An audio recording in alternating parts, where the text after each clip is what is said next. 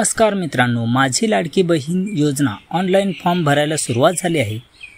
परंतु खूप मोठी ब्रेकिंग न्यूज समोर आली आहे. ही योजना फक्त 2 महिन्यापुरती आहे असे विजय वट्टेटीवार विरोधी पक्षनेते सांगत आहेत. चला तर बघू त्यांचे मत काय आहे ते. हे बघा, हे निवडणुकीच्या तोंडावर 2 महिन्यासाठी आणलेला हा एक जुमला आहे. ही जुमल्याची सवय मोदी सरकारपासून या सरकारला जडली आहे.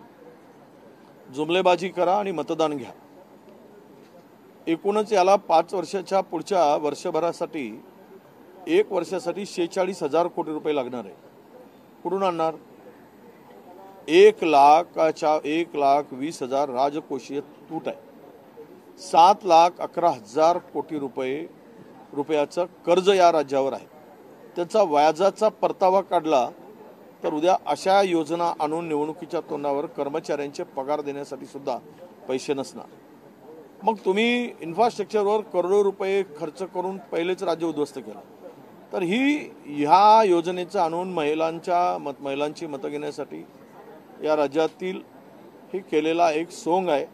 तर मित्रांनो, तुम्हाला काय वाटतं, ही योजना कायमस्वरूपी आहे की 2 महिन्यापुरती? कॉमेंट करून नक्कीच सांगा. तुम्ही जर आपल्या चॅनेलवर नवीन असाल तर लगेच सबस्क्राईब करून घ्या. नवीन अपडेट मिळत राहतील. धन्यवाद.